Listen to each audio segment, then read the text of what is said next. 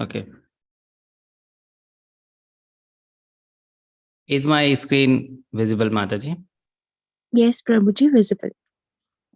Okay. Anyone will be there who will be reciting slokas, Mataji, today?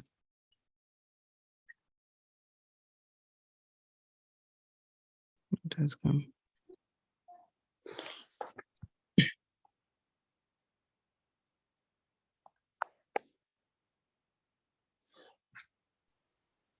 I mean,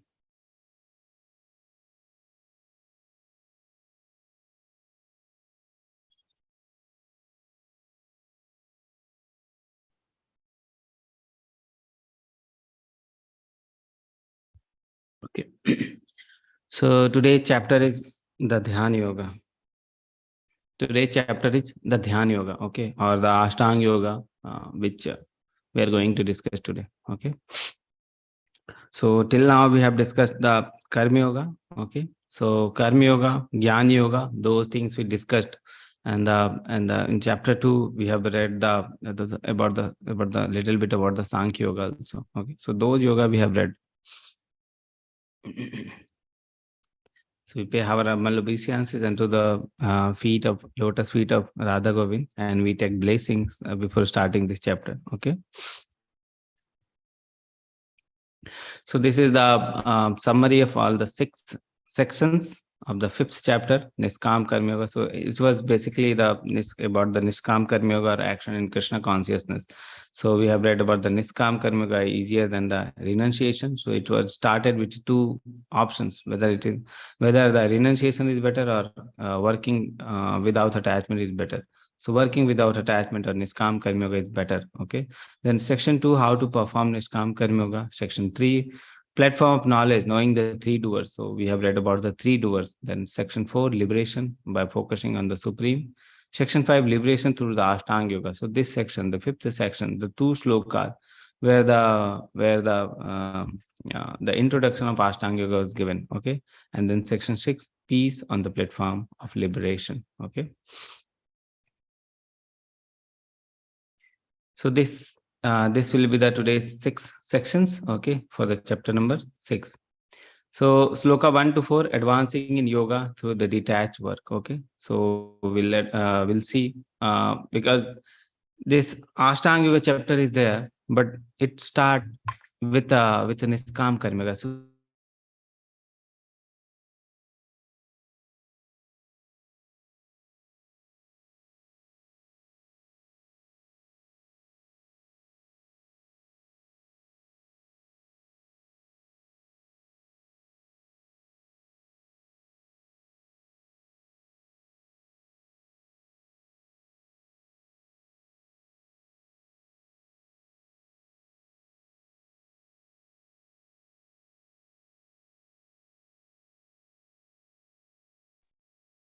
So advancing in yoga through detached work. Okay.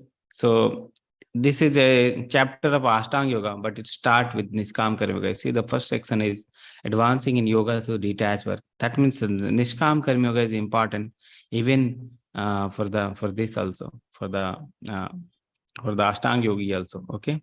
So 6.5 to 6.9, Yoga Ruda stage, or giving up the work. Why so many? I'll keep it away. Okay. So section 2 is Yoga Ruda stage, or giving up the work. Okay. So actually the 2 stages are there. One neophyte stage is there and the perfect stage is there. So 2 stages we'll be describing. So when we'll see, then we'll come to know that Yoga Ruda is the perfect yoga stage. Okay. Then section 3, further stages in the practice of yoga. Okay. We'll see the further stages. Section 4, necessity of controlling the turbulent mind. And section 5, we'll see about the destination of unsuccessful yogi. So Ashtanga Yoga is a the practice is very difficult, okay, and it's not possible, mostly not possible in this yoga, in this age. So the yogi will take many births. What happens to the yogi if he is unsuccessful in this life? Okay, so we'll see the destination of the unsuccessful yogi, and then the last sloka, the 47th sloka, will learn the topmost yogi. So after describing all the yoga, karma yoga, jnana yoga, dhyana yoga, Okay. Now Krishna gives his opinion which yoga is best. So we'll read in the last sloka which yoga is the best. Okay. Section 1, advancing in yoga through detached work. Okay. So this is the detached work. Ashtanga yogi like Niskam Karma yogi engage in detached work to advance. Okay. So all the yogas which are there, like Niskam Karma yoga, Ashtanga yoga, Dhyan yoga, they engage in detachment. Okay. Engage in detached work to advance. Okay. So that is the thing. So Nishkam Karma yoga is meant for the purification. Okay. Unless and until a yogi is purified, he cannot do Ashtanga yoga. Okay. So for Ashtanga yoga, the mind should be very purified, mind should be very controlled. Then only Ashtanga yoga can be practiced. So if a person is directly going for Ashtanga yoga, it is very difficult for that person. So for them also Niskam Karma yoga is important because Niskam Karma yoga leads to purification. So unless and until one person is purified, it is very difficult to perform the Ashtanga yoga. Okay. And detachment comes to one who realizes that he is not autonomous in his actions. Okay. He understands that without Lord's sanction, he cannot do anything. So detachment.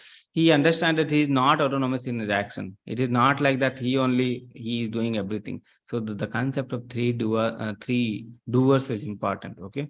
Because he understands that without Lord's sanction, he cannot do anything. Okay. Like three doers we have read in the last chapter.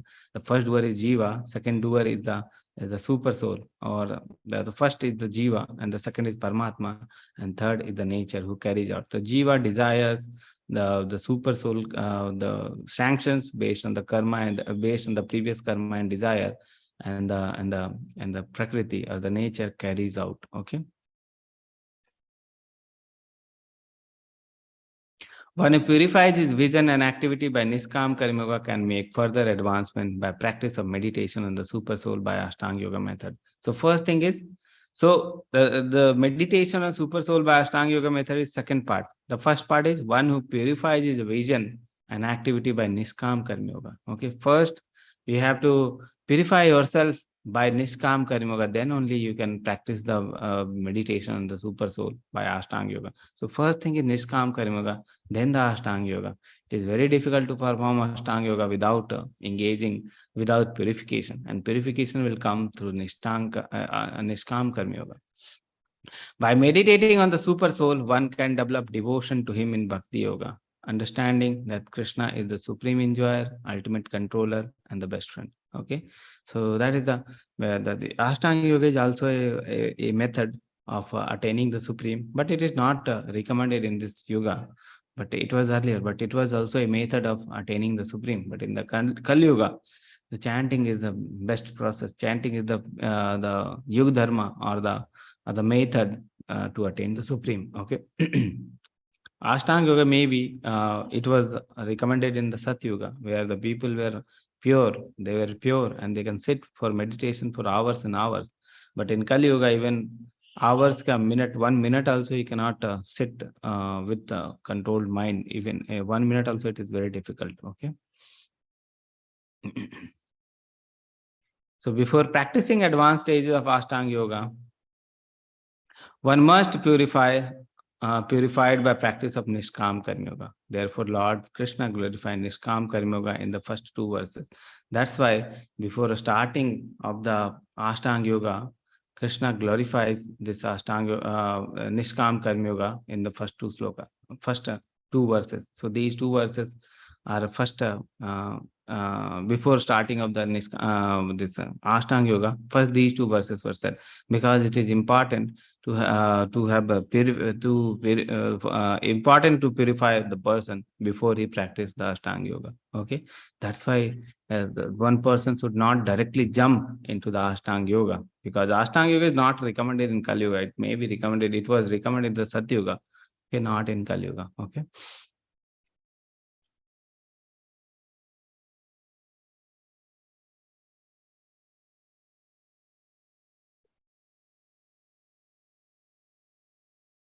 Okay. So I'll go through the slokas which are important. I will go through. Otherwise, we'll be late because Mataji is not there, who used to recite our sloka. Okay, so we'll go through that. Okay.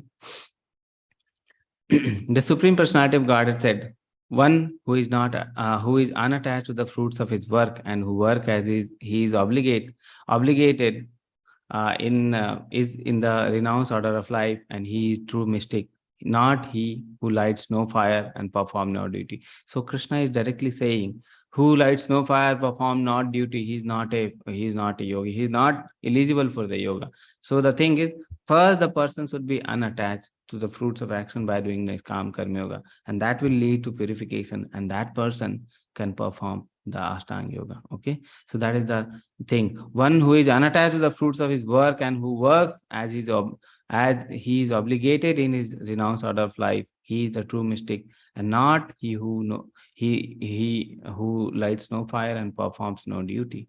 Who what is called renunciation, you should know to be the same as yoga, or linking oneself to the supreme, O son of Pandu. Okay, for one never become a yogi unless he renounces the desire for sense gratification. Okay, and that removal of sense gratification, the desires of sense gratification can be removed only through the Nishkam Karma Yoga. So Nishkam Karma Yoga is very important. Okay, so one person should not directly jump into the Ashtanga Yoga. Okay, one person should be purified first, then he can go to the practice for the then the Ashtanga Karma Yoga. Okay, Ashtanga Yoga. So the eightfold yoga system, that is the Ashtanga Yoga. Eightfold yoga system means Ashtanga Yoga, emphasizing on the control of mind and the senses. Very difficult, especially in Kali Yuga. Okay, because it is very difficult to sit at one place in the Kali Yuga. It is very difficult to control the mind because we are not purified. Okay, so that's why Lord emphasizes on Karma Yoga or Krishna consciousness. Okay, by purification through Karma Yoga. Better, as all living entity are constitutively part and parcel of the supreme. Okay, so because this Karma Yoga is better than the Ashtanga Yoga, because living entity are constitutively part and parcel of the supreme, should work with the Lord always in mind in absolute surrender. Okay, so they should work. What is the meaning of Krishna consciousness? They should work. Okay, but they should have Krishna in their consciousness, and keeping the Krishna in their consciousness, they should work. Okay, that is the meaning of Krishna consciousness of Nishkam Karma Yoga. Whatever you are doing, do it for Krishna. Keep Krishna in your consciousness and do your work. Okay, so that is the thing.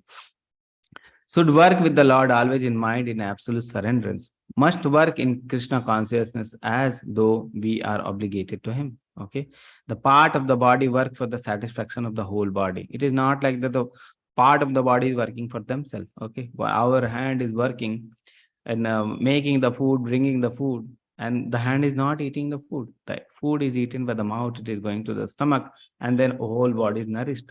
Okay, that like the same system, that Krishna is the supreme and we are part and parcel. When we are trying to satisfy Krishna, and when Krishna is satisfied, everybody is satisfied. When Krishna is satisfied with us, we are also satisfied. Okay, so that is the thing, that is the process, that is the analogy. The part of body work for the satisfaction of the whole body. The living entity working to satisfy supreme and not self is the perfect sannyasi or the yogi. Okay, so who is trying to satisfy the supreme or not self is the perfect sannyasi or yogi.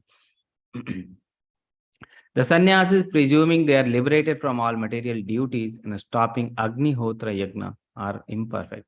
So that means the sannyasi who has stopped their work, and they're just presuming they don't have any work, they don't have any material work, and they're presuming this, and they have stopped all their work. Okay, and they're just trying to engage themselves in the thinking process, in the meditation. So that is the imperfect stage. That is not the perfect stage. Their desires to become one with the impersonal Brahman is greater than any material desire. So now desires, so it is being talked by it is being said, the desire to become one with impersonal Brahman is greater than any material desire. So the lowest is the material desire. So about the desires it is being talked here. Okay, so first is the material desires. Better than the material desires is to merge with the impersonal Brahman. Okay, and above that is the Ashtanga Yoga. Okay, so those things are being talked. Mystic yogi also performing yoga with half of an eye, stopping all material activity, is also imperfect yogi. Because why they are imperfect yogi? So the mystic yogi, the sannyasi, they are imperfect yogi, or the Gyan yogi are imperfect yogi. Why? Both sannyasi and mystic yogi are self-interested. That is that's why they are not perfect yogi. The mystic yogi, they want some mystic powers. They are doing meditation and they want some mystic power, that I can fly, that I can go from here and there, I can control other persons. Those are some mystic powers are there which yogis want, and they are also not perfect because they want it for themselves. Okay, even sannyasi, they have left all the material activity, they have left all their material duties, and they just took the sannyasi and leaving all the material activity. That is also not the perfect stage, because their mind is not controlled, their mind is not purified. Okay, so both are not a perfect stage because both are self-interested.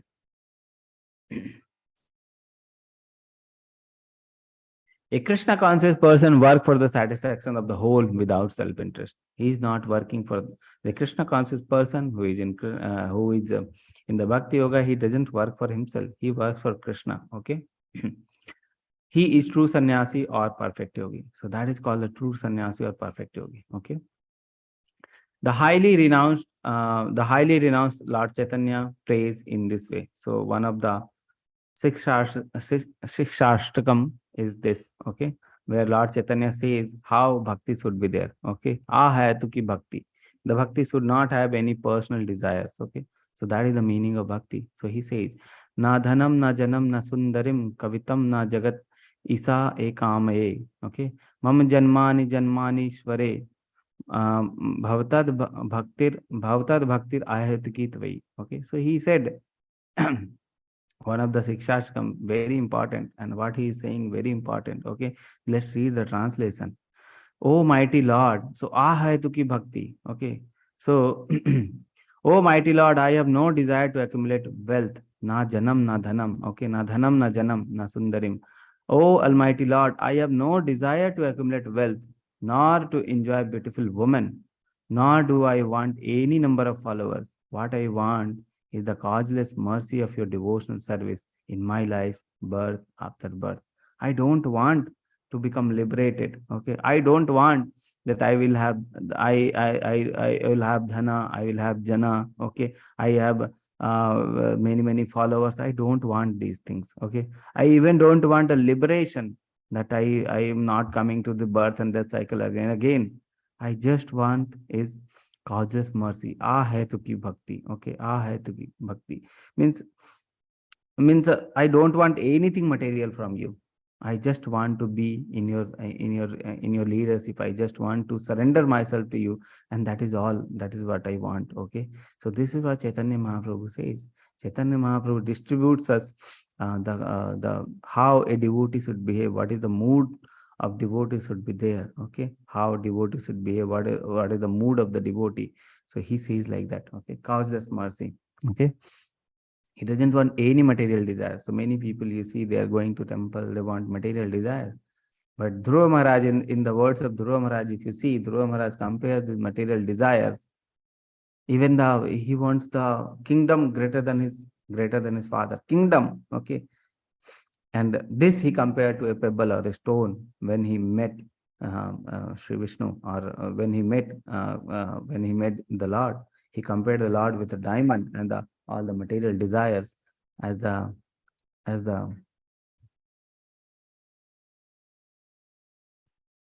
just 1 minute.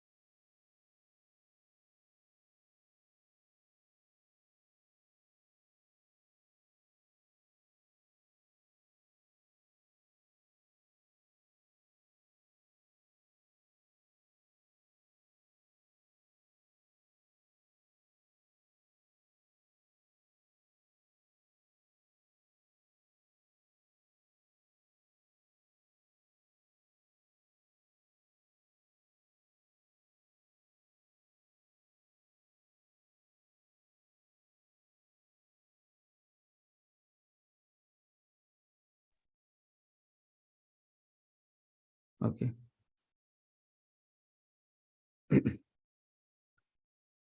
So that is what Chaitanya Mahaprabhu says, that he just want causes mercy from the Lord. Okay. Nothing is no material desire. Dhruva Maharaj also compared his material desire just like a stone. Who wants stone in front of a diamond? Okay. So that is what he compares the this material desires like a stone, the normal stone, the pebbles, and he compares the spiritual desires as the diamond. Okay. So that is the thing.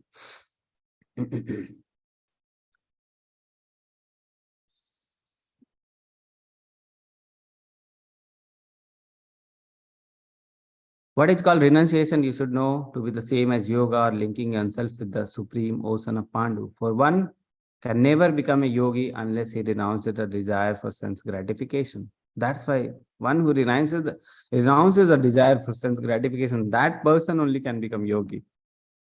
Okay. So that is the thing. Both lead to renunciation of the sense gratification. Bhakti Yoga, Ashtanga Yoga. Okay. Bhakti Yoga to become attached with Krishna and work for him, thus controlling the mind and senses. And the Ashtanga Yoga to give up the attachments of fruits of work, control of the senses, focus the mind within. So both lead to renunciation of the sense gratification. Okay.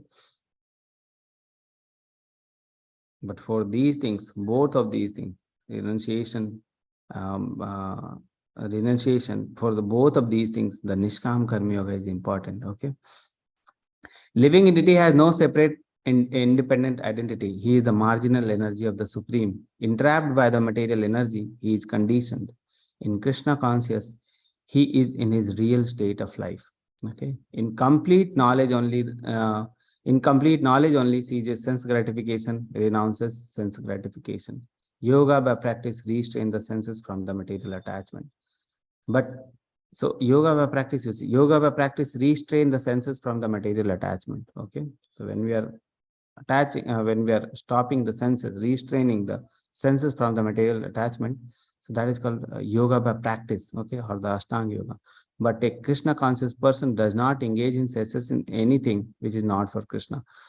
So what happens? In other yoga, they're artificially trying of the controlling of the senses is there. But a person who is in Krishna consciousness, he try to engage the senses, not control the senses. He try to engage the senses for the service of Krishna. And when the senses are engaged in the service of Krishna, he doesn't have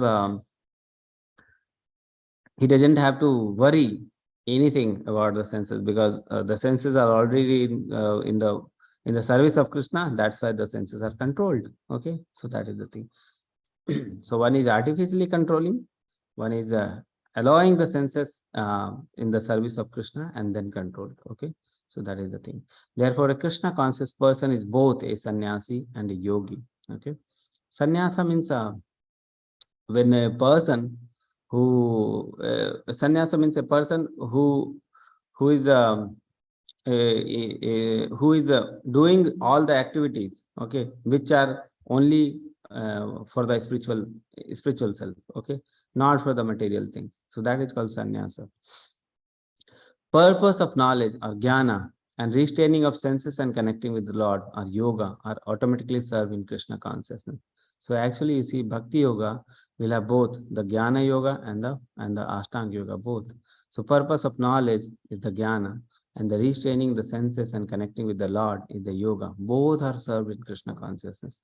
Real aim for a living entity is to give up all selfish satisfaction and only satisfy the Supreme.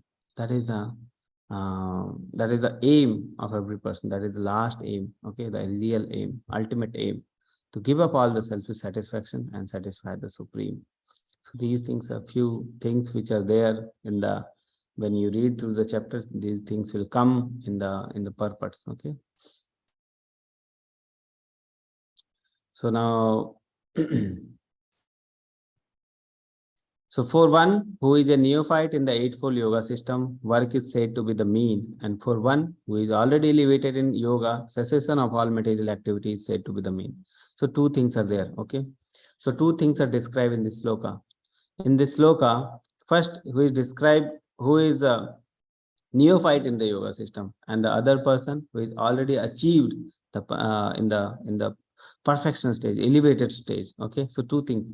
One who is neophyte in the Eightfold Yoga system, work is said to be the mean. And one who is already elevated in the yoga system, cessation of all material activity is said to be the mean. Okay, so two things are there. Let's try to understand what this sloka says, because important concept is there in this sloka. Okay, so the first is the one is a neophyte devotee. He started, one is in the neophyte stage, and one is the elevated stage. Okay, so the one who is in neophyte stage, the work is said to be the means he has to do the work. Okay, and work should be done in Niskam Karma Yoga fashion. Okay, when we are doing the work in Niskam Karma Yoga fashion, it will lead to purification. Okay, that's why work is important in the neophyte stage.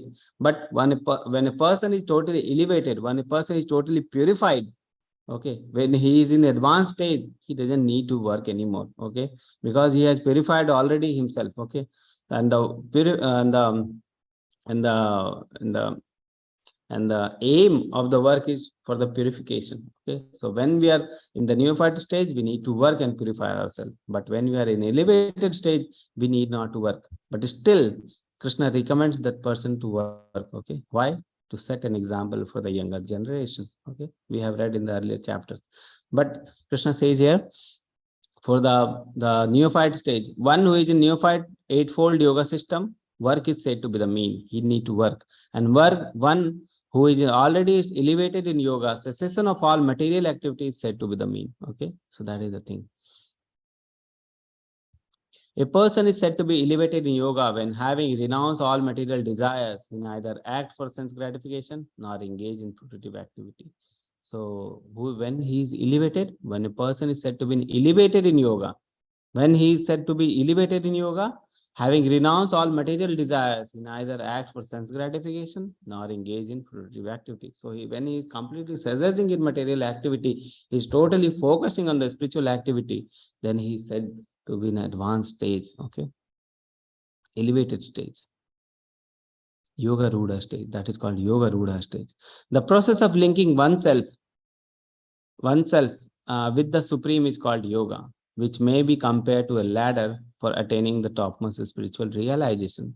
This ladder begins from the lowest material condition of living entity and rises up to the perfect self-realization in the pure spiritual life. Okay, so these all the systems of yoga are just like a ladder. Okay, and finally it will end in the self-realized perfect stage. Okay, the Bhakti Yoga, that is called Bhakti Yoga. The process of linking a living entity with the supreme, yoga may be compared to ladder. Ladder takes one to the topmost spiritual realization, begins from the lowest material condition, and ladder may be divided into three parts: Jnana Yoga, Dhyana Yoga, Bhakti Yoga. So Jnana Yoga, Dhyana Yoga, Bhakti Yoga. Beginning of the ladder is called Yoga Ruruksha stage, and the highest rung is called Yoga Ruda stage. So two stages are there. Earlier stage is called Yoga Ruruksha stage, and the highest stage is called Yoga Ruda stage. Okay. Following Ashtanga Yoga, situating oneself in meditation, perfect mental equilibrium, control of the senses is achieved. Okay. All disturbing mental activity ceases. But in Krishna consciousness, one is always meditating on Krishna, constantly engaged in service of Krishna, when all material activity are considered to have ceased. Okay, so the two things are again compared. The Ashtanga yogi, they are trying to control, they're meditating and trying to control the senses, their material activity, their mental activity. Okay, controlling their senses, they're trying to control by meditation. But a Krishna conscious person does not do these things. What he does, he is just doing the activity not for himself, he's doing for Krishna. And that's why his activity mentally, everything is his material activity is not, he's not doing material activity. Okay, so that is the thing. So because he is constantly engaged in service of Krishna, that's why his all material activity has ceased. Okay, so for a Krishna conscious person, his material activity has ceased. But an Ashtanga yogi is trying to artificially seize the material activity. Okay.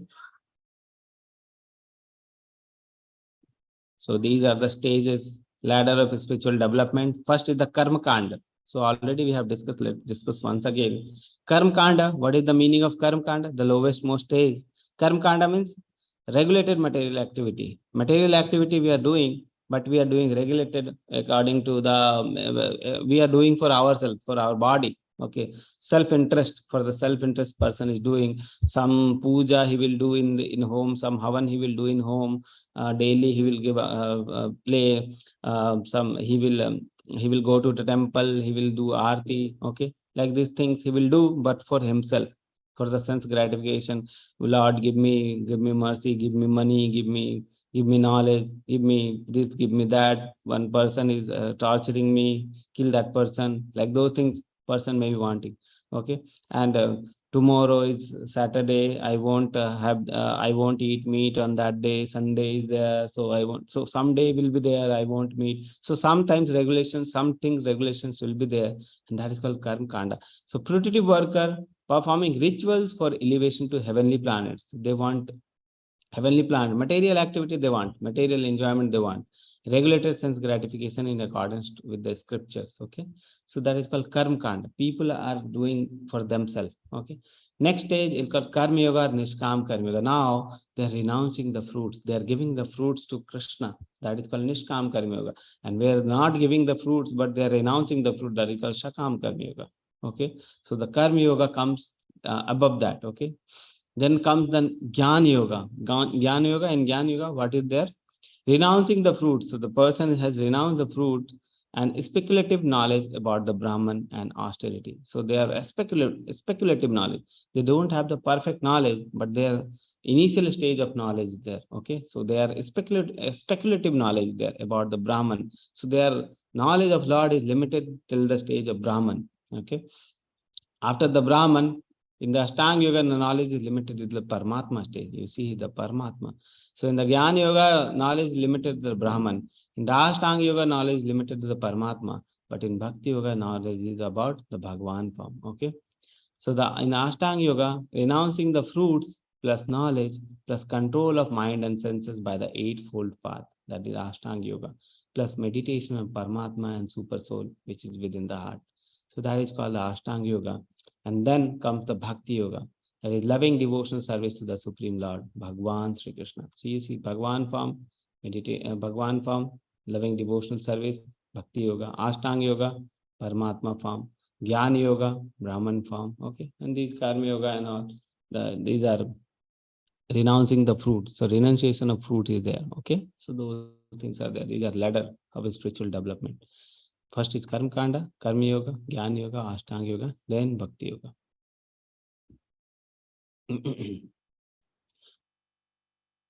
So a person is said to be elevated in yoga when, having renounced all material desires, he neither acts for sense gratification nor engage in the fruitive activities. Okay.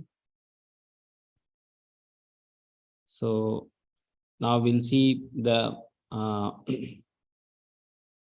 Yoga Ruda stage. So two stages we discussed, the earlier stage and the final stage. So let's try to understand those stages. So this sixth chapter is fully dedicated to the to the Dhyan Yoga or the Ashtanga Yoga chapters. Okay, Ashtanga Yoga things. But these things are being described to Arjuna. Arjuna is saying that these things are very difficult. Okay, very difficult for me to do. So Arjuna is refuting these the karma, this Dhyan Yoga stage. So if you read the Prabhupada purport, Prabhupada will be describing all the slokas also in the form of Bhakti Yoga.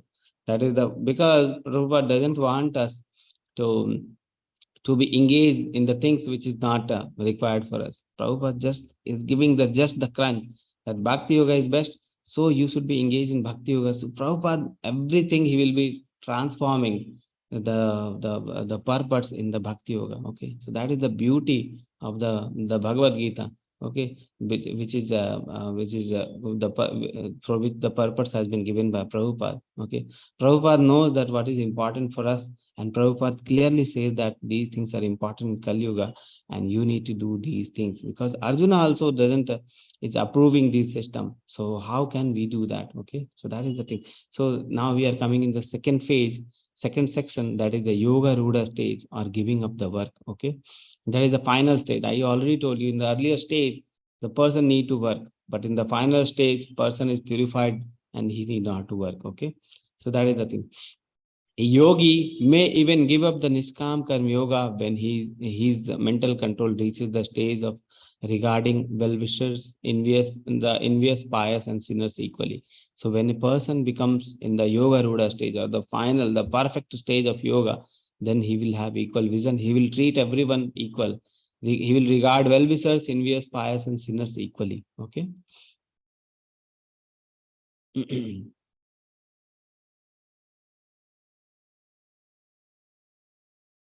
So two stages are there, Yoga Rurukshu and Yoga Ruda. So one is the neophyte devotee, one is the advanced devotee.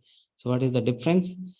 So in the neophyte, we need to work for the purification. But a advanced devotee, he need not work because he is already purified. Okay. So let's read.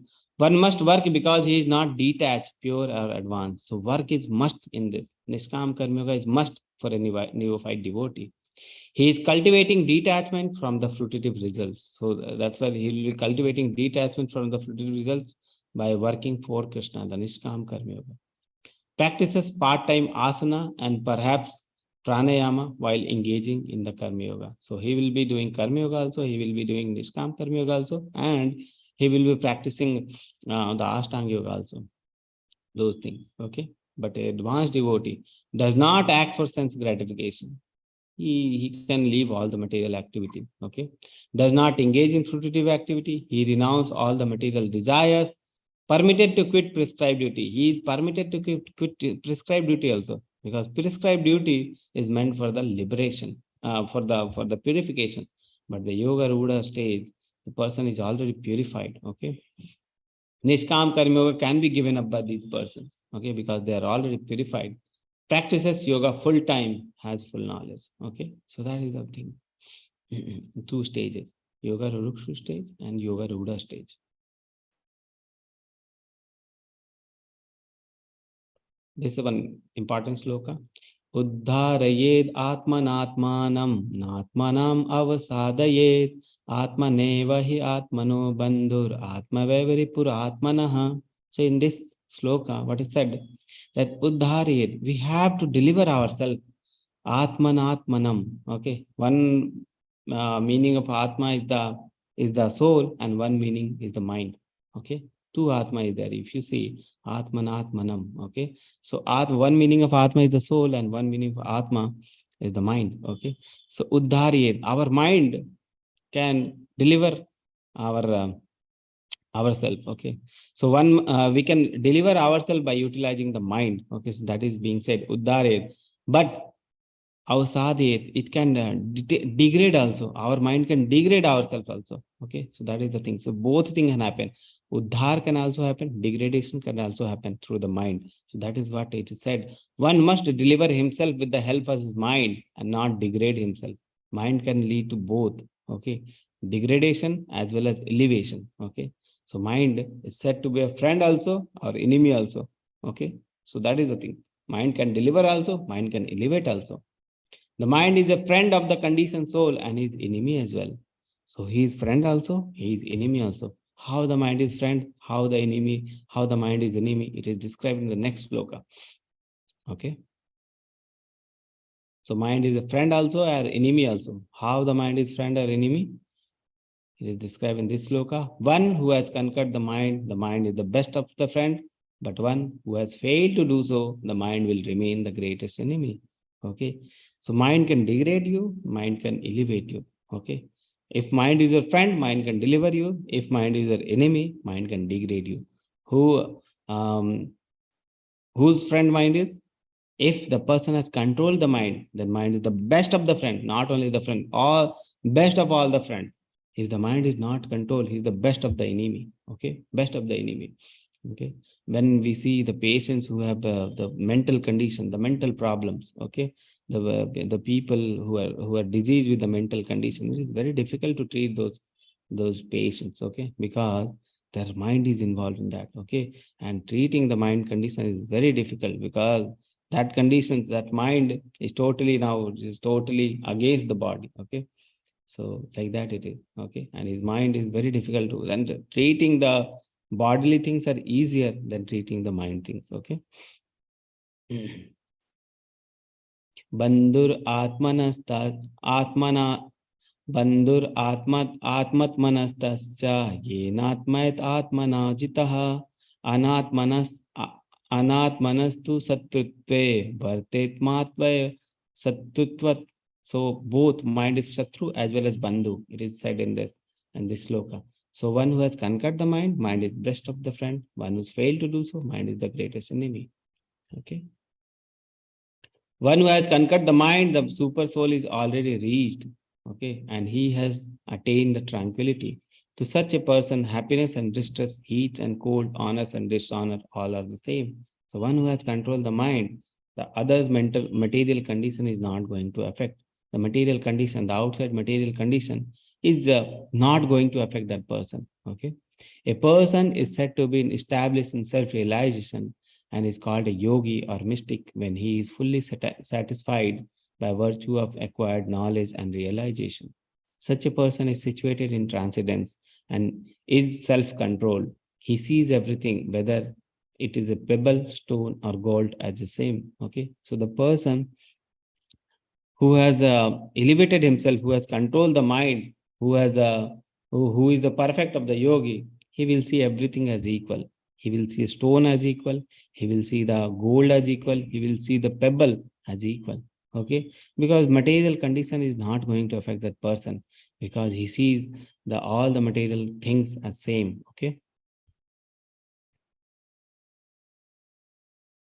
A person is considered still further advanced when he regards honest well-wishers, affectionate benefactor, the neutral, mediators, the envious, friends and enemies, and the pious and the sinners, all with an equal mind. Okay. So this person is an advanced person who has equal vision for all the person, equal vision for all the person. Okay. You see this example. Do you remember which example is this? This is an example of Amrish Maharaj. Okay, Amrish Maharaj. The Durvasa Rishi is very angry on Amrish Maharaj, and he is trying to. He has created a demon to kill Amrish Maharaj. Okay, but nothing happened because Amrish Maharaj is a great devotee of Lord. Six enemies of the mind. Okay, Kama, Krodha, Mad, Moha, Lobha, Matsarya. Okay, Kama, Krodha, Mad, Moha, Lobha, Matsarya. So these are the six enemies of the mind. What is the greatest enemy which you have read in the chapter where greatest enemy of the soul we have read? That was the lust. Three coverings. Lobha, lust was there. The greatest enemy of the soul. So the person who is in the self-realization or the person who is perfect in the yoga, he will see the pebble, he will see the stone, he will see the gold as same. Okay, as same. That is the equal vision. He see the pebble, stone, and gold as same. Okay. He will see the enemy, he will see the friends, he will see the all other person as equal. You see the honest, well-wishers, affectionate, neutral, mediators, envious, friends, enemies, pious, sinners, all equally. So he will see all other person equally. Okay. So that is the advanced stage. So first he will see the gold, pebble, those things as equal. But later, if he advance more, he will see the human also as equal. Okay. So he will see the affectionate also as equal. Those honest, that is the envious, friends, enemy, every person equal. Okay. So these are the one established in self-realization, those person, and when with more advanced stage, he will see like this. So that was the equal vision. Okay. The further stage in practice of yoga. So Krishna described the practice of Ashtanga Yoga, the results of Yoga Ruda, and ultimately the vision of the Super Soul. So it is around 54. No? So maybe what we can do is till 8:15 we'll take up the chapters, and then from 8:15 to 8:30 we'll take the question answer, and what is left we'll do the tomorrow. Okay, so like that we can do. So just remind me when it is 8:15, Mataji. Yes, Mataji, or the devotees can remind me. Okay, Prabhuji, I'll remind you. Yes.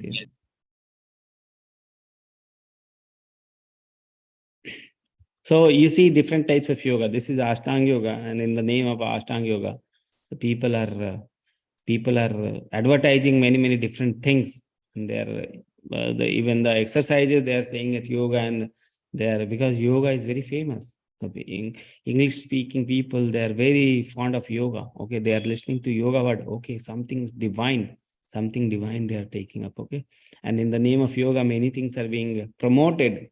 Many exercises are being promoted. Many different things are being promoted in the name of yoga. You see the chair yoga, you see the yoga for cats, you see the pregnancy yoga, physical and mental health. Actually, these are all exercise, not any yoga. Yoga means to connect. Okay, and if there is no connection with God, that doesn't mean yoga. You see different things people are doing for the money. Okay, he is doing for it for money. Now they will burn up the fire here. Okay, this is cow dung, and they will burn the fire, and this person is doing some activity. Okay, you see this person. Okay, he's putting his head inside. Okay, how he's breathing, we don't know. You see this person, there is money, their coins are there. So he has one jhola where the people are throwing some money. Okay, so this person is doing it for money. So this is not in yoga. This is not in yoga. Some exercise is this. Okay, some people, they're drinking alcohol. Okay, they are not uniting with you, with the supreme. They are uniting with some alcohol. Okay, sharab yoga. They are not uniting with the supreme. They are uniting with the sharab. Okay, or the alcohol. But Ashtang yoga means eightfold system. Okay, Ashtang.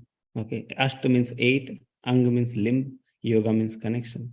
So Ashtang, there are eight limbs are there of the yoga. Okay, and these eight limbs are called Yam, Niyam, Asan, Pranayam, Pratyahara, Dhyana, Dharana, Samadhi. So these are the eight limbs are there for this yoga, and yoga means to connection. So eight limbed connection.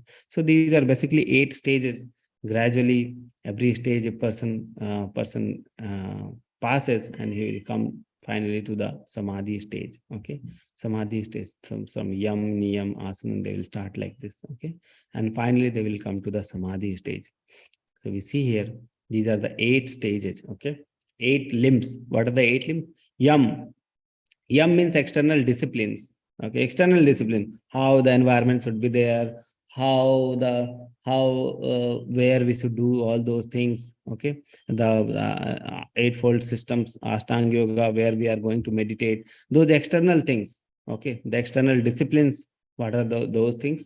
That is called the yama or do's. We should do these things. We should do these things. So the yamas can be called as do's. Okay, and the niyama are the niyama are the don'ts, what we should not do. So internal discipline, we should not eat too much, we should not eat too much less, we should not sleep too much, we should not sleep too much less. So those are the some niyams are there. We should not eat this, we should not eat that, those things, some niyams, don'ts. Okay, so those will constitute the niyam part, that is the internal disciplines. So yama is there, niyama is there. Third is the asana. Asana is the posture, how we are going to sit, where we are going to sit, how we are going to make the asana, okay, or the sitting posture. Okay, so and the person will practice the asana position many days, and gradually he will perfect. Many years it will take just to perform the asana. Okay, then comes the pranayam, breathing control. Gradually the person will be controlling the breathing. Okay, suggestion of breathing will be there, so he will be able to control the breathing. So that practice he need to do. Okay, so that is the pranayam. Then pratyahara, withdrawal of the senses. Gradually he need not engage the senses anywhere. He need to withdraw the senses. Okay, so that is called withdrawal of senses from the material activity. That is called pratyahara. Then comes the dharana or the concentration. Now he is concentrating on the supreme form which is there inside his heart. Okay, again after that the dhyana. So these are the increasing degree. Okay, so concentration is there, then meditative absorption. So he is absorbing himself in the dhyana. Okay, then last will be the samadhi or integration. So he will be fully absorbed in the Paramatma form which is there in the heart. Okay, so that is the eight stages of Ashtanga Yoga, and each stage is very difficult. It is not like that just we are telling the name and it's over. Each stage, Yam, Niyam, Asan, Pranayam, Pratyahara, Dhyana, Dharana, Samadhi, each stage is very difficult. Okay. And in the Satyuga, people have 1 lakh years of their lifespan. The lifespan was 1 year, 1 lakh year, okay, of the people. And they are purified also. So they can sit up and they can meditate, and for years and years they will meditate and they will perfect their life like that. But in Kali Yuga, only 100 years the lifespan. Okay. Even for perfection of one stage, it will take many, many lives. Okay. So that is the thing.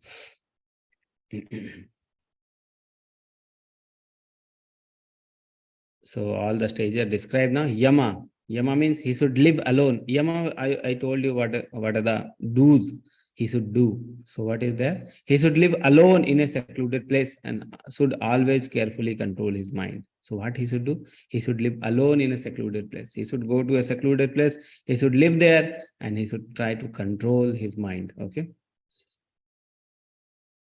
Then niyama means don't, what he should not do. Temperate in his habit of eating, sleeping, working, and recreation. So he should not do too much eating, not too much less eating. Sleeping also not too much high, not too much less. Working also recreation. So all the things, what things he should not do, those things constitute the niyamas. Okay. Asan, how he should sit. Okay. So let's see. Lay kusha grass on the ground. So he should lay a kusha grass. Okay. That a special type of grass, kusha grass, and then cover it with deer skin. Okay. So kusha grass is different type of grass, and deer skin we are covering. So that these types of grass are actually the covering of the deer skin. It is also a repellent type of thing. So the person will be meditating on the ground, and many creatures like snake or ants, those things will be coming. Okay. So to repel those things, the deer skin, kusha grass are being used. Kusha grass is a little bit like pricking type, okay, like that. So the many creatures won't come near that. And also the deer skin is repellent. So many deers will be there who has already been killed in the jungle. So the person can search a deer skin and he can put the deer skin on the ground and he can meditate. Okay.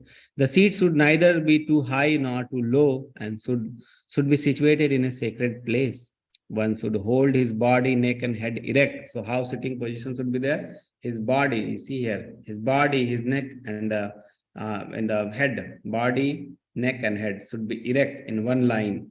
It should be in one line. Okay. Straight line. Stare steadily at the tip of his nose. So he should be staring at the tip of his nose. Thus, with an unagitated, subdued mind, and mind, how the mind should be there? With an unagitated, subdued mind, devoid of fear, completely free from sex life, one should meditate upon me. So then he can meditate. So that is the asana part. Pranayam. Practice stopping the movement of the outgoing breath into the incoming and incoming breath into the outgoing, and thus at the last remain in the trance. Okay. So control the breath also. The outgoing breath, ingoing breath, every breath should be controlled. So that is also practicing. Pranayam, that is pranayam. What we see mostly in these days is the asana and pranayam only. Okay. So person is directly going to the asana and pranayam, just sit like this. That is also not asana. Just practice the some body posture so that you will be healthy like that. Okay. So no need of yama, no need of niyama, nothing is needed. Just go to the asana, just do some exercises. So actually this is not in yoga.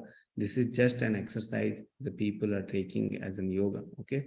You see the pranayam, people are directly doing pranayam. They will be eating meat and they will be doing pranayam. What is the use? What is the use? Okay. You are not controlling yourself in the eating part and you are doing pranayam. Nothing is going to happen. Only thing is your health. Okay. For health benefit people are doing and they are giving the name of pranayam. Okay. Then pratyahara, cessation of material existence. So material senses you are completely withdrawing. That is called pratyahara. Then dharana, disciplines his mental activities and becomes situated in transcendence, devoid of all material desires. He is said to have attained yoga. So he is now he's meditating on the supreme. Okay, the form which is inside him, the Paramatma form. Then comes the dhyana. As a lamp in the windless place does not waver, so the transcendentalist whose mind is controlled remains always steady in his meditation on the transcendental self. Okay, so the dhyana is just like a lamp in the windless place. He is not deviating from any ways. He just steady. the dhyana person, the person who is in dhyana, his mind will be also unagitated, fixed on the supreme. Okay. And the last samadhi. Samadhi will be one is never shaken. So that is the firm, that is the most perfect stage. That is called the samadhi in the Ashtanga Yoga. One is never shaken, even in the midst of greatest difficulty. This indeed is actual freedom from all miseries arising from the material contact. So that is the last stage, samadhi, complete absorption in the Paramatma form. Okay, that is called the samadhi stage. So these are the 8 stages, and all the stages are very difficult. Okay. But the thing is, the best thing is all other yogas are progression toward the destination of Bhakti Yoga. Ultimately, after Samadhi also, he will come to know that Krishna is the supreme person. And what is our work? Our work is to serve Krishna, devotion, loving devotion, devotion to Krishna. We should love the Lord. Ultimately, that is going to give us the happiness. Without love, there is no happiness. Okay, what is the happiness when we are just sitting and meditating? There is no love. Okay, there may be peace, there may be knowledge, there may be peace, but there won't be any love. Okay, so that is the thing. The only Bhakti Yogi will have the Satchid Anand, the final state, the Anand, only the Bhakti Yogi will have. Okay. So that is the thing. So ultimately, every yoga, you see the Karma Yoga, Jnana Yoga, Ashtanga Yoga, ultimately they will come to the Bhakti Yoga. And Bhakti Yoga means loving devotional service to Lord. Loving devotional service to Lord. Okay.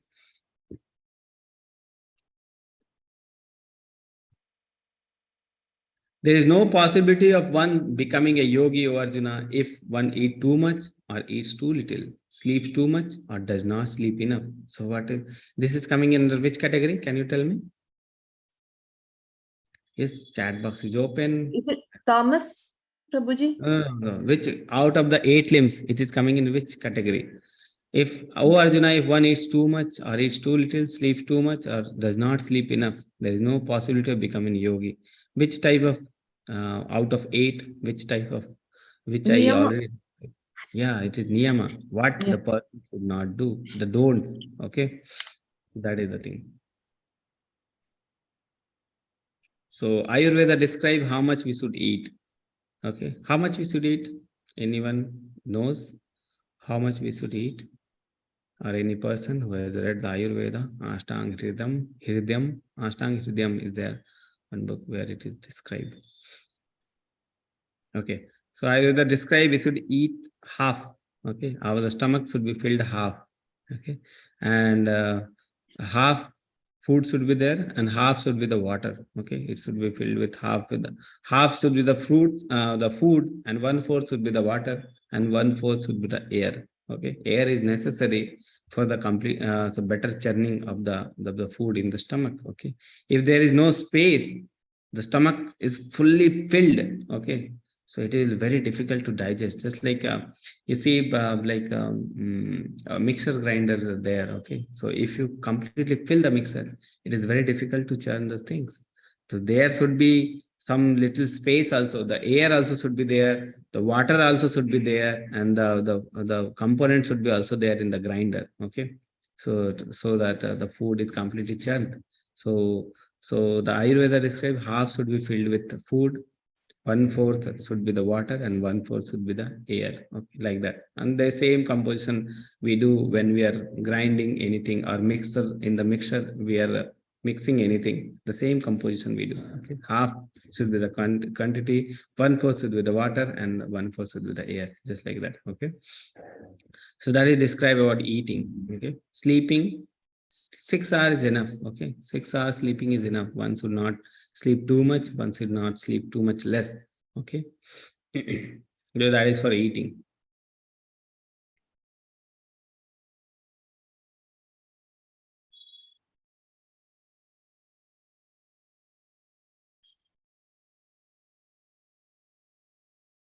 One should engage oneself in the practice of yoga with determination and faith and not be deviated from the path. One should abandon without exception all material desires born of mental speculation, thus control the senses and all side by the mind. So it is actually, you see, material cessation of the material desires. It is very difficult for us. We are just learning, trying to learn Bhagavad Gita, And he said, this is all the material desires. Very difficult in the starting stage. Okay. Control all the senses. Says it or the material desires. Very difficult in the starting stage. So gradually, step by step, one should become situated in the trance by the mean of intelligence sustained by the full conviction, and thus the mind should be fixed on the self alone and should not think of anything else. So that is the perfect state. And actually, the Ashtanga Yoga is very difficult. Okay, why it is very difficult? It will take many time, many longer time, and not possible for Kali Yuga people. From wherever the mind wanders due to its flickering and unsteady nature, one must certainly withdraw it and bring it back under the control of the sense. Okay, so we should control the mind, see the mind. It is perfectly described. Mind is like a monkey. Monkey cannot sit at one place. Mind cannot sit at one place. Either you give the monkey something and engage the monkey in something. Otherwise, monkey will create havoc and everything he will tether here and there he will do. Okay, that is the same thing with the mind. If a person is trying to control the mind, okay, very difficult to control the mind because mind is very active in nature, and controlling the active thing, controlling just like monkey, okay, it is very difficult. Just give the monkey some work, monkey will be engaged in that, and that is the principle. So that's when we give the monkey, the mind, some work which is related to Krishna. Okay, when we are engaging our mind in the service of Krishna, then the mind is controlled. Okay, so just like our mind is monkey mind, that's it. It's perfectly said. Mind is monkey mind. Okay. The yogis whose mind is fixed on me verily attains the highest perfection of transcendental happiness. He is beyond the mode of passion. He realizes his qualitative identity with the Supreme, and thus he is free from all reactions of the past deed. So actually the Ashtanga Yoga can also lead to the perfect stage. Okay, so that is the thing. Whose mind is completely fixed on transcendental. Okay. The yogi whose mind fixed on me verily attains the highest perfection of happiness. He is beyond the mode of passion. He realizes quantitative identity with the Supreme, and thus he is free from all reactions of the past deeds.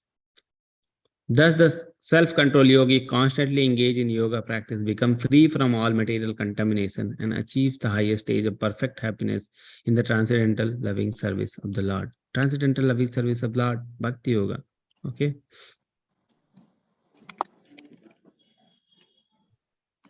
A true yogi observes me in all beings and also sees every being in me. Indeed, self-realized person sees me and same Supreme Lord everywhere. So he sees Krishna everywhere. He sees every person having Krishna in their heart. Okay, so he sees every person is equal.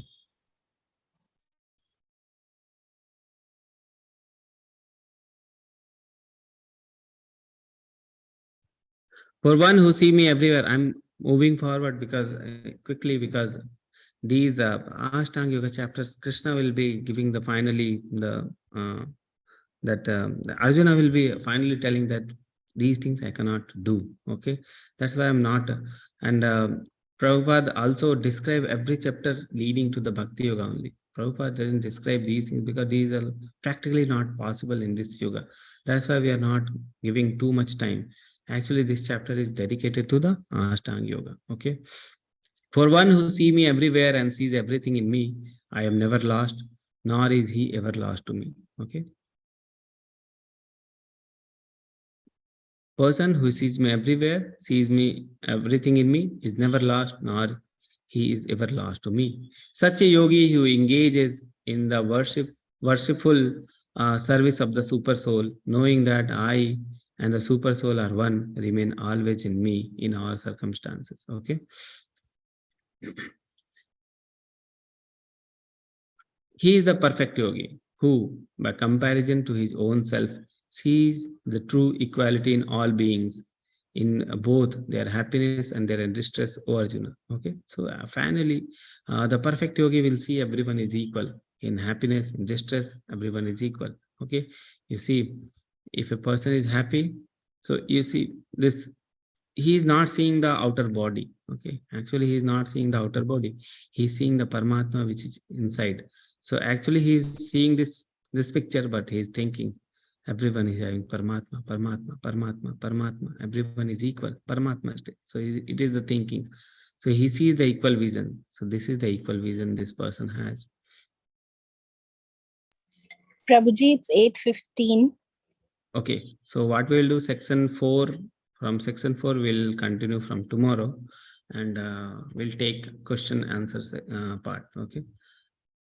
So it is 8:15. So we'll fourth section we'll do tomorrow, and then we can start from there. Let's 15 minutes we'll do question answer session, and we see how many questions we can complete today. Later we'll complete from there. Okay, so I'll just stop it. So Mataji, do you have the questions? Yes, Prabhuji, I have questions. I'll just put it in the chat box, Prabhu. Yes, Mataji.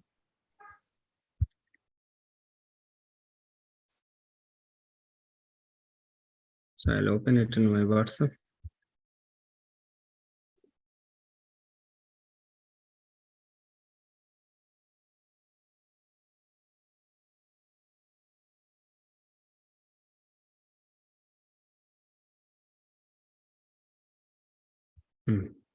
Okay.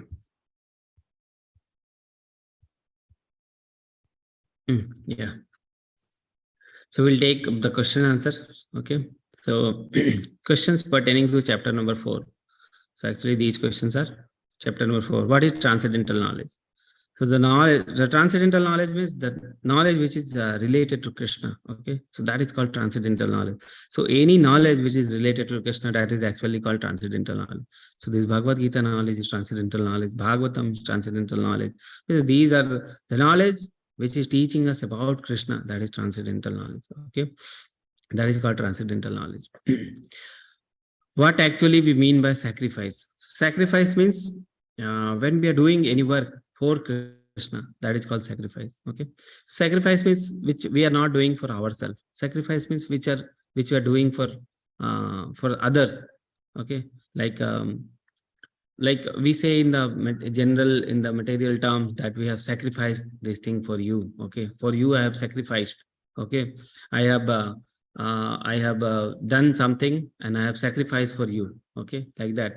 So that is also in the same sense. The sacrifice means we are not doing it for ourselves, we are doing it for some others. And in the spiritual connection, the sacrifice means we are doing it for Krishna. Okay, so that is the so material. Some person are doing for something else. They're trying to serve other person. Okay, but in Krishna consciousness, ultimately we are trying to serve Krishna. Okay, and that is called sacrifice. We are sacrificing, we are doing work for Krishna.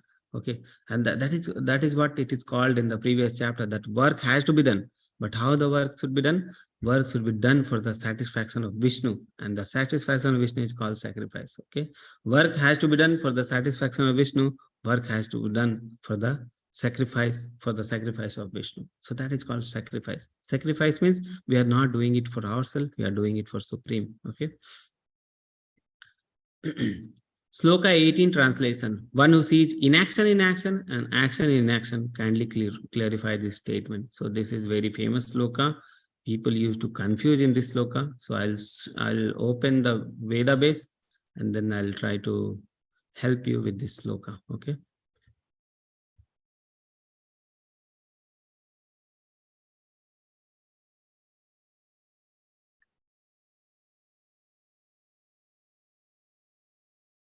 It is opening. So the question is from Bhagavad Gita. So we'll open Bhagavad Gita. And the chapter is Chapter 4, Prabhu. Chapter 4, Sloka 18. So Yes, we'll open Prabhu. chapter 4 and Sloka 18. So this is the sloka. This is the translation. One who sees inaction in action and action in inaction. So this is the most confusing part. Inaction in action and action in action. So the confusion arises because we are not knowing the Hindi term. We are just seeing the English term, inaction in action or action in action. So let's try to read the synonyms, then everything will be clear. So action means karmana. Okay, karmani, you see action.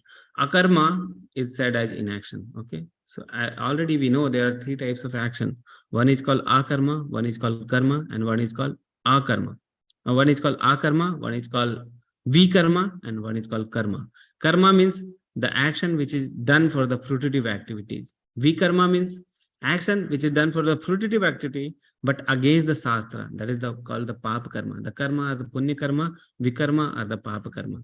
And the third is akarma. Akarma means the action which is done for the satisfaction of the Supreme. Okay. So in action, what you see here, in action, what actually is akarma. Okay. Akarma. And karma means action. So one person, so now we see the translation. One who sees in action. One who sees akarma in the karma. Okay. One who sees the akarma in the karma, and he sees the karma in akarma. Okay. That is the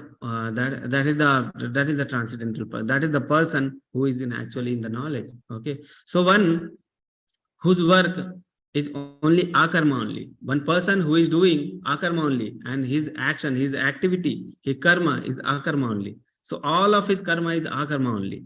So that person is actually in knowledge. So actually, it is said the person who does only akarma. That meaning is a person who sees inaction in action and action in inaction.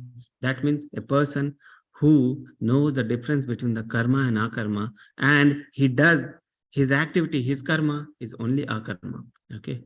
So it is a little bit confusing. Let me simplify. A person who does only akarma. A person who spiritualizes the material activity also. Material activity means karma, vikarma, but the spiritual activity is akarma. So a person who spiritualize the material activity, and he does only the spiritual activity only, that person is actually in the perfect knowledge. Okay. So that is the thing. When we are doing the material activity, when we are doing maybe something, okay, for ourselves, okay, and that is called for ourselves, that is called karma. But when we are shifting that the results to Krishna, okay, that is actually the akarma part. Okay.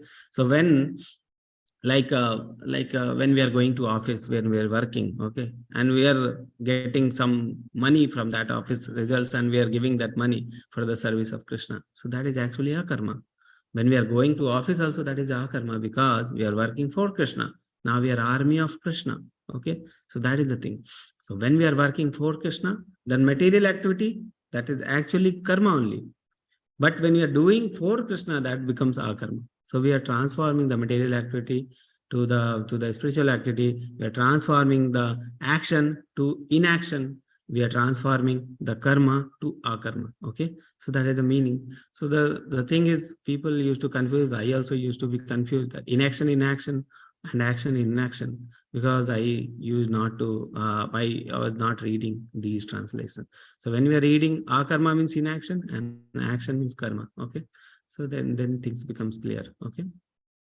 I hope it is clear. So many people have this confusion. Many people used to share this confusion. Okay. So that was the third question. Fourth, Sloka 35 translation. Having obtained real knowledge from self-realized souls, do we need to look for the real knowledge from self-realized guru, or the knowledge imparted in the Bhagavad Gita is being referred to? So the Matajis or the Prabhuji is asking in the Sloka 35, it is said, the knowledge which is obtained from the self-realized soul. So, okay. So we'll open the 35 Sloka and then we'll try to see.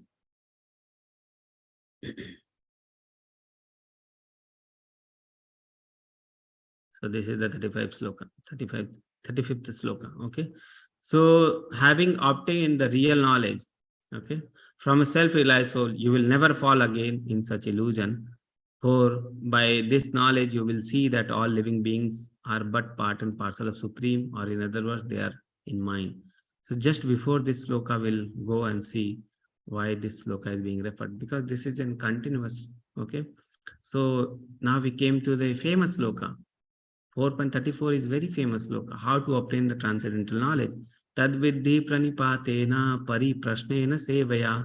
So how we are achieving the knowledge? Just try to learn the truth by approaching a spiritual master. Okay, so actually this is being referred to a spiritual master, a self-realized person, a jnani, who jnanam, jnaninam tattva darshina, a person who has seen the truth, jnaninam tattva darshina, a self-realized person. So how to obtain this transcendental knowledge? Just surrender yourself to a self-realized person, just give and ask from him submissively, inquire from it submissively about your spiritual life and give service to him. So the thing is, just try to learn the truth by approaching a spiritual master, inquire from him submissively and render service to him. So three things are there to obtain the transcendental knowledge. And the next sloka comes is, next sloka was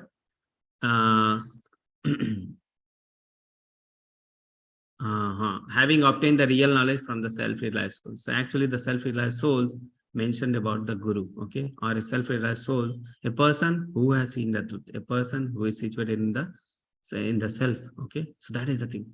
A person who has realized the truth, we can get this knowledge from those person, okay. So that is what being said here. Next question we'll take. So the question is, so you are understanding the question, other devotee? The question was,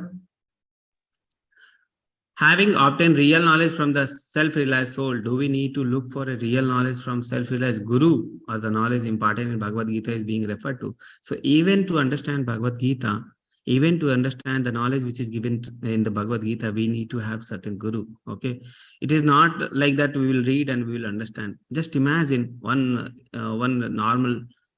person who is reading physics, okay? One person who has entered 11th class, from the 10th class, he has never the idea of the physics, and now he is reading the physics, and now he is trying to read. It is very difficult to understand the knowledge without any guru, okay, without any teacher. So just a normal thing, just a normal, the normal subject, material subject, it is very difficult without a guru. How can a spiritual subject, which is so secret, so pure, can be understand without a guru, okay? So that is the thing. Even people take tuition many years for the school, colleges, okay? So many tuitions, they go to school, they go to tuition, they used to study, okay? So those things they are doing. Why? What is the need for any material subject? If you're needing so much teachers, why the spiritual subject won't need any teacher, okay? And that is very secret knowledge that other person cannot teach. The person who is self-realized can teach. So that knowledge is referred is to a self-realized guru, okay? So that was the thing. So 4 questions Mataji has asked. Very nice questions were there. I must appreciate. Mataji has read very nicely. Our Prabhuji has read very nicely. And she has asked very nice question, relevant question. Actually, many questions are being asked from in this week. And all question, I must say, the very realized people are reading, and devotees are reading, okay? Second will take, okay? So the question asked is, chapter 3, verse 10. Kali Yuga is mentioned in this term same as goddess Kali. Are these two words different? Okay. So Kali Yuga is different, Kali, goddess Kali is different. Okay. So in the chapter also, when you read chapter, somewhere it is mentioned about the Kali, because the Kali is a, because Prabhupada mentioned it. Some people likes to sacrifice. For them, all persons will have certain gradual elevation process. Okay, so certain people will be there who will be liking the sacrifices thing. They will sacrifice they will give the bali of animals and they will eat the meat. Okay, and if you tell them don't eat meat directly, they won't be listening. Okay, it is because it is practically impossible for them. So for them, a gradual process of elevation is required. A person who is in tamoguna, if you tell the person the knowledge of the Suddha Satoguna or the Satoguna person, okay, they won't be able to comprehend those teachings. Okay, so gradual process of elevation should be there for every person. Okay, so a person who is in tamoguna, so gradual process, okay, let that person do certain things but regulated way, and let the person in the rajoguna, and then from rajoguna that person may come to the satoguna, and from the satoguna the person can come to the Suddha Satoguna. Okay, that is the thing. So it is not like that. So just like us, so some people will be coming to our OPD Okay, so some people, all the people won't require the same treatment. Some people will be in the very severe stage. Some people will be in the milder stage of disease, and those people, every people will be requiring the different treatment. And that clinician or the doctor will decide which treatment will be given to that which patient. Okay, just like the same. So every person don't have the same treatment. Okay, so the person who is in tamoguna will have different treatment. The person who is in rajoguna will have different treatment, and the person who is in satoguna will have different treatment. Okay, so the person who is in tamoguna, they worship the goddess Kali, the regulated way of life, and gradually they elevate themselves. So yes, Kali is mentioned in the Prabhupada, mentioned somewhere in the purport. I do not exactly remember where he mentioned, but he mentioned that Kali is the goddess of the people who are in the tamoguna, and for the regulated lifestyle, they're following the Kali, and gradually they will come to the tamoguna, so tamoguna to rajoguna, and rajoguna to the good mode of goodness, and then to the pure goodness. So like that. Okay, but Kali and Kali is different. Okay, so that is the thing. Both are different word. Goddess Kali is different, and Kali Yuga is different. Kali Yuga means age of Kalaha, or the age of quarrel. Okay, and the Kali is different. Okay. So that was the first question, chapter 3, verse 10. Then second question, chapter 3, verse 16. What is meant by the Maimonid philosophies? Let's open that sloka, chapter 3, verse 16. Let's open.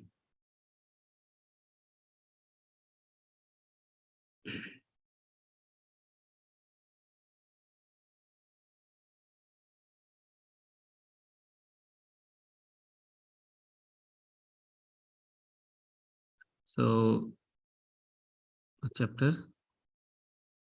Chapter 3, Prabhuji. Chapter 3, verse 16. Verse 16. Yes. So the word is Maimonid philosophy of work very hard and enjoy sense gratification. Maimonid means the people who man-made philosophy. Okay, those who want to become rich, those who want to enjoy the sense gratification, their philosophy. They will say that working is only God.